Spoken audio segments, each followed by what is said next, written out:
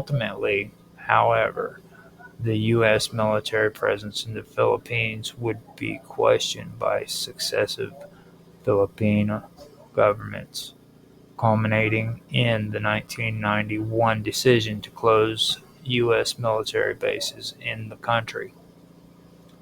Kennedy's presidency did not provide a lasting resolution to the issue of military bases, but it did initiate a framework for continued U.S.-Philippine cooperation in the face of growing regional instability. The U.S. and the Philippines would continue to work together, particularly in the anti-communist efforts of the 1960s and 1970s, but the balance of power in the relationship would shift over time. In the South Pacific, Kennedy's role in signing the Partial Test Ban Treaty was pivotal, but his assassination left unresolved tensions regarding nuclear testing in the region. It was the nuclear-free movement in the Pacific Island that eventually forced the creation of the South Pacific Nuclear-Free Zone decades later, a legacy of the regional push against nuclear proliferation that Kennedy had partially helped to ignite. His policies in the South Pacific helped set the stage for the nuclear-free movement, which would culminate in the 1985 Treaty of Rarotonga. The assassination of JFK in 1963 has been the subject of intense scrutiny and speculation for decades. Among the various theories proposed to explain the tragic event, one that often reemerges involves connections between George H.W. Bush, his oil company Zapata Offshore, and the CIA. Despite the official narrative put forth by the Warren Commission, which concluded that Lee Harvey Oswald acted alone, alternative theories suggest that there may have been a deeper conspiracy behind the assassination, with figures such as Bush possibly playing a role, whether directly or indirectly. Before becoming the 41st President of the United States, George Herbert Walker was an ambitious businessman with close ties to political and intelligence circles. In the early 1960s, Bush was trying to establish himself as a force in the world of business and politics. He co-founded Zapata Offshore, an oil company, in 1953. The company primarily focused on drilling and exploration in the Gulf of Mexico and other oil-rich regions. Zapata Offshore's operations were far from typical for a small company. The firm quickly attracted attention due to its ties to influential individuals, including political figures and intelligence operatives. The CIA, in particular, had an interest in the company's operation due to its potential to facilitate covert operations, especially in regions where the U.S. interests were prominent, such as in Latin America. Bush's early connection with powerful individuals included members of the CIA, were vital, and they were vital for his political ascent. These connections would later raise questions about the role that people like Bush might have played in the circumstances surrounding Kennedy's assassination.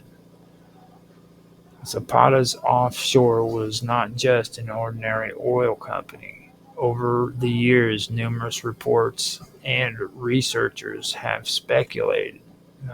Over the years, Numerous reports and researchers have speculated about its potential connection to the CIA.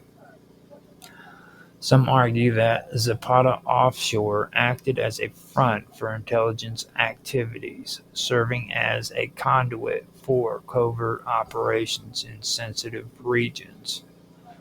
The company's ability to operate in areas like Cuba, where the U.S. government had significant interest, raised suspicion. One of the most significant events linked to Zapata Offshore involved the Bay of Pigs invasion in 1961. The failed operation, which sought to overthrow the Cuban government of Fidel Castro, was organized by CIA-backed Cuban exiles. George H. W. Bush's company was reportedly involved in the operation, although the full extent of its role remains unclear. Some critics point to the Bay of Pigs as evidence that Bush's business ventures were intertwined with the U.S. intelligence community.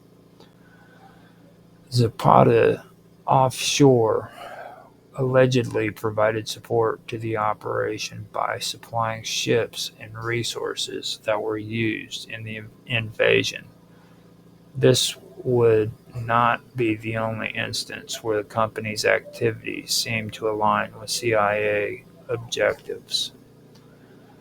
The Bay of Pigs invasion in April of 1961 is one of the most significant covert operations undertaken by the CIA in the early years of the Cold War. The goal of the operation was to use Cuban exiles to overthrow Fidel Castro's regime and replace it with a pro-American government. The invasion was a catastrophic failure, with Cuban forces quickly repelling the invaders.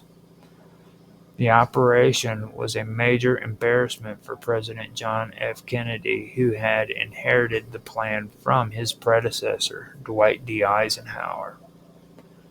However, the connection between Zapata Offshore and the Bay of Pigs operation is crucial. The company's ships were reportedly used in the failed invasion. Specifically, one of the ships involved, the Houston, was owned by Zapata Offshore and had been used to transport supplies for the operation.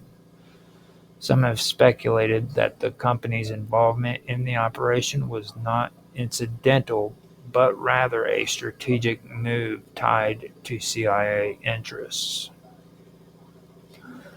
George H. W. Bush was reportedly in contact with individuals who were involved in the Bay of Pigs invasion, although there is no concrete evidence that Bush was directly involved in the planning or execution of the operation. His company's ties to the CIA and its support for the invasion are noteworthy.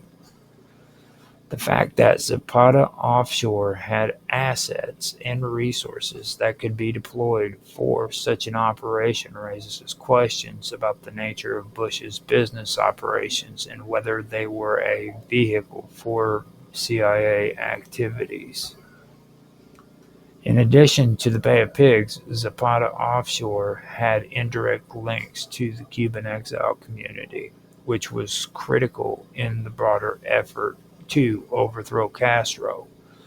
Many of the individuals involved in the Cuban exile community had connections to both the CIA and business interests, including those who were part of Zapata Offshore's network. Several members of the Cuban exile community were involved in various covert operations throughout the 1960s, often supported by the CIA. These exiles were part of a larger network of individuals and organizations that worked together to destabilize Castro's regime. The CIA provided funding, training, and logistical support, while businesses like Zapata Offshore could have been involved in providing ships and other resources for these operations. One of the most persistent and controversial elements of the conspiracy theory surrounding Kennedy's assassination is the question of George H.W. Bush's whereabouts on November the 22nd, 1963, the day that President Kennedy was killed. According to some accounts, Bush was in Dallas, Texas at the time of the assassination. This has raised questions about his potential involvement in or knowledge of the event. Several reports indicate that Bush was in Dallas on that day, although his exact location and activities are unclear. Some conspiracy theorists have pointed to this as evidence of his potential involvement in a plot against Kennedy. However, others argue that Bush's presence in Dallas was purely coincidental and unrelated to the events of that day. The issue of Bush's presence in Dallas is further complicated by the fact that at the time Bush was working in oil through Zapata Offshore, a company with extensive ties to intelligence operations. The presence of influential figures such as Bush with ties to both the oil industry and the CIA in Dallas on the same day as the assassination raised questions about potential connections between business interests, intelligence agencies, and the tragic events. In 1992, a memo was released that showed George H.W. Bush being listed on a CIA document as being involved in the intelligence community around the time of Kennedy's assassination. The memo was part of the declassified documents released during the investigation into the assassination, and it noted that Bush was in Dallas at the time. However, Bush himself has constantly denied any involvement in the CIA's operations related to the assassination. The CIA's response to these allegations has often been to downplay or deny any significant connection between Bush's business dealings, his ties to the CIA, and the events surrounding Kennedy's death. Nonetheless, the documents release and the subsequent questions about Bush's role in the intelligence community have fueled continued speculation about possible connections between Zapata Offshore, the CIA, and the assassination. In the early 1960s, the Cold War was in full swing, and both the CIA and corporations like Zapata Offshore played critical roles in the U.S. efforts to combat the spread of communism. The U.S. government's interests in Cuba, Latin America, and the Caribbean during this period were intertwined with the business interests of companies like Zapata.